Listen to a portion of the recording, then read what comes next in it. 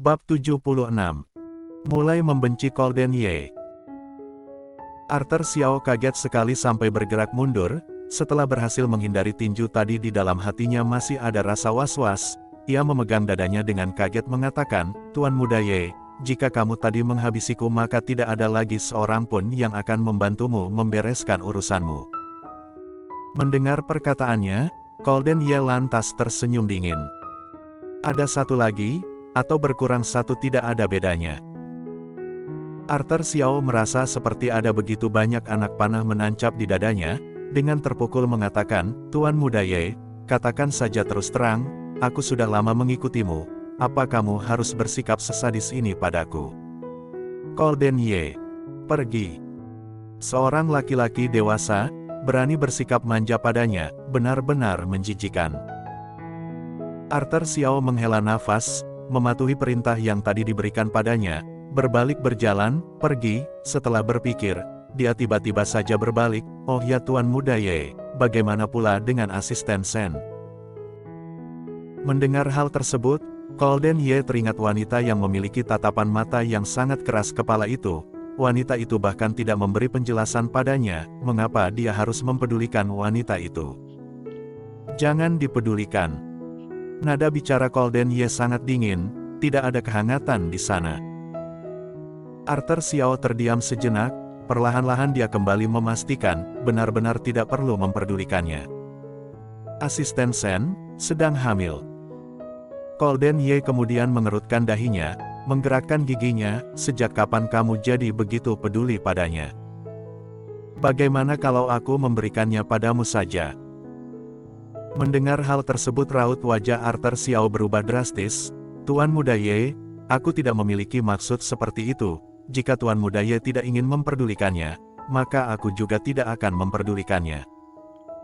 Menyelesaikan perkataannya, Arthur Xiao langsung meninggalkan tempat itu. Di ruangan yang sangat luas itu hanya tersisa Golden Ye seorang diri. Golden Ye kemudian memicingkan matanya. Wanita yang tidak tahu bahaya, berani sekali mengikutinya sampai ke tempat ini. Apa sebenarnya yang diketahui wanita itu tentang dirinya? Apakah dia benar-benar mendapatkan perintah dari Tuan Besar Ye? Masalah yang lain, Golden Ye boleh tidak memperdulikannya, tetapi mengenai masalah mencari wanita itu, dia sama sekali tidak mengizinkan siapapun menghentikannya ataupun menghalanginya. Angin berhembus, cahaya lampu terang benderang.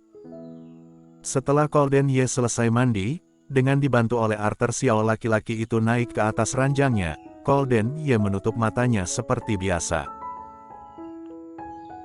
Kemudian ketika baru saja menutup matanya, di dalam pemandangan kegelapan yang sudah biasa muncul, tiba-tiba terdapat wajah seorang wanita. Wajah wanita yang ukurannya seperti sebuah telapak tangan, sepasang matanya terlihat seperti dasar danau yang sangat dingin. Tetapi setelah air mata membasahinya, danau tersebut berubah menjadi mata yang terlihat seperti samudera luas, membuat hati mereka yang melihatnya langsung tergerak. Golden Ye langsung membuka matanya, matanya yang hitam pekat tiba-tiba saja bergerak dengan sangat cepat. Dasar! Mengapa sebelum tidur dia malah teringat dengan wajah wanita itu? Claire Sen. Wanita itu, sekuat apa daya tariknya? Sampai-sampai memikirkan hal tersebut, tangan Golden Ye tiba-tiba saja menjadi lebih tegang. Beberapa saat kemudian tangannya kembali lemas. Laki-laki itu duduk, memanggil Arthur Xiao yang bersiap-siap meninggalkan tempat itu. "Tuan Muda Ye." Tangan Arthur Xiao baru saja menyentuh saklar lampu, dia baru hendak mematikan lampunya. Setelah itu dia pun mendengar suara panggilan Golden Ye. Laki-laki itu merasa sangat penasaran kemudian berbalik, "Ada apa?" Malam sudah larut, di sebuah ruangan kecil yang tidak berisi di dalam villa. Di sana hanya ada sebuah ranjang dan sebuah meja bundar dengan jendela, selain itu tidak ada lagi. Sore tadi setelah orang-orang itu membawa Claire Sen ke tempat ini, dia dikurung di sana.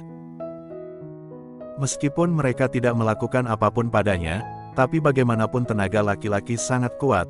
Ketika menangkapnya lengannya dicengkram sampai bengkak, sekarang warnanya menjadi biru keunguan. Memikirkan hal tersebut, Claire Sen kemudian melihat lengannya sendiri.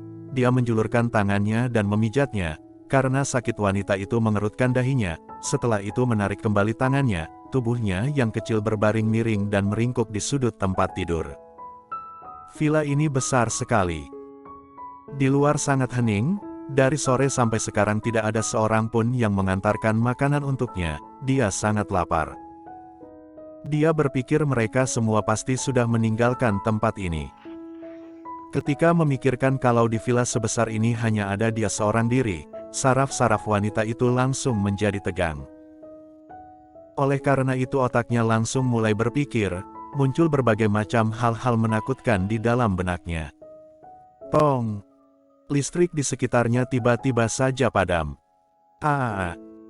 Di dalam kegelapan, Claire Sen ketakutan dan menjerit keras, tubuhnya langsung beringsut. Tadi masih ada cahaya lampu, dan sekarang tiba-tiba saja lampunya padam. Claire Sen benar-benar kaget dan hampir saja syok. Dia takut kegelapan. Claire Sen menggigit bibir bawahnya, dia ingin bertanya apakah ada orang di sana, tetapi tidak berani mengatakannya. Dia takut setelah bertanya dia malah menjadi kecewa. Dia lantas duduk, dan bersembunyi di sudut ruangan, menundukkan kepalanya di bawah lututnya, air matanya tanpa disadari mengalir turun. Tong! Dalam kegelapan yang hening, Claire Sen seperti mendengar suara. Sekujur bulu kuduknya langsung berdiri, dia menahan nafas. Tong! Kembali terdengar suara, di kegelapan yang hening, suara-suara itu terdengar seperti palu yang sangat kuat sedang dipukulkan pada Claire Sen. Setiap pukulan itu seperti akan membuatnya kehilangan nyawa. Claire Sen merasa dirinya sebentar lagi akan gila karenanya, wanita itu menggigit bibir bawahnya dengan kuat, dia jadi membenci Golden Ye. Laki-laki brengsek ini. Dia rela orang-orang itu memberinya hukuman atau apapun, daripada dikurung di tempat ini dan harus menerima penderitaan seperti ini benar-benar sangat menyedihkan. Awalnya Claire Sen masih bisa mendengar suara, belakangan. Mungkin karena sudah kebas, dia tidak bisa mendengar suara apapun lagi, entah sudah berapa banyak air matanya yang mengalir keluar, sampai air matanya tidak bisa mengalir lagi, seolah-olah sudah menjadi kering. Golden Ye yang berada di luar villa melihat villa yang berada dalam kegelapan, suaranya sangat dingin, ada apa ini? Beberapa orang yang sedang berjaga-jaga melihat kedatangan Golden Ye, segera mendekatinya dan membuat laporan, Tuan Muda Ye, lampu di dalam villa tiba-tiba saja rusak, sekarang sedang diperbaiki. Karena villa ini hanya salah satu villa milik Tuan Muda Ye, laki-laki ini biasanya sangat jarang datang, oleh karena itu semua orang di sini juga lebih santai. Setelah menunggu 2 menit, Golden Ye kemudian mengerutkan dahinya, inikah yang kamu sebut sebagai sedang diperbaiki? Di dalam kegelapan wajah orang itu tiba-tiba saja menjadi sangat pucat dan terlihat seperti hantu. Tuan Muda Ye, aku akan kembali menghubungi mereka untuk mencari tahu. Sudahlah. Golden Ye langsung bertanya, wanita sore tadi di mana? Tuan Muda Ye, wanita itu berada di sebuah ruangan kecil di lantai 3, kami tidak tahu bagaimana harus membereskannya, oleh karena itu kami mengurungnya terlebih dahulu. Menyelesaikan perkataannya, orang itu memperhatikan Arthur Xiao sejenak. Arthur Xiao mengangguk, tidak membereskan wanita itu adalah hal yang tepat. Bagaimanapun Golden Ye yang seharusnya sudah tidur di saat seperti ini tiba-tiba malah muncul di tempat ini, tujuannya adalah karena Claire Sen. Jika mereka benar-benar melakukan sesuatu pada Claire Sen, maka mereka akan berada dalam situasi gawat. Hanya saja tidak disangka, ketika Golden Ye mendengar mereka mengurung wanita itu di dalam kamar, tubuhnya tiba-tiba saja mengeluarkan hawa berbahaya setelah lampu padam. Apakah ada yang pergi melihat keadaannya? Laki-laki itu tertegun sejenak, menggeleng, tidak ada. Menyelesaikan perkataannya, atmosfer di sekeliling tempat itu berubah menjadi sangat tegang. Arthur Xiao segera merasakan ada yang tidak beres. Segera laki-laki itu berkata, Tuan Muda Ye, kita naik dulu. Tetapi, listriknya belum selesai diperbaiki, liftnya sama sekali tidak bisa digunakan. Selesai mengatakannya, laki-laki yang berjaga itu segera melihat ke arah kaki Golden Ye. Tuan Muda Ye, mungkin saja. Kata-kata selanjutnya dia tidak berani mengucapkannya. Semua juga tahu kaki Golden Ye adalah hal yang paling pantang disebut. Mereka yang mengatakan hal itu di hadapannya sama seperti sedang mencari mati. Golden Ye mengerutkan dahinya. Arthur Xiao segera mendorong laki-laki itu ke depan. Tidak masalah, aku memiliki tenaga yang sangat kuat. Aku bisa membawa Tuan Muda Ye naik ke lantai atas.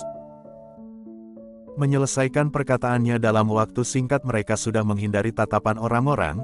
Di jarak yang cukup jauh Arthur Xiao kembali menjerit, kalian tidak boleh ikut naik, jika tidak Tuan Muda Ye akan menghabisi kalian.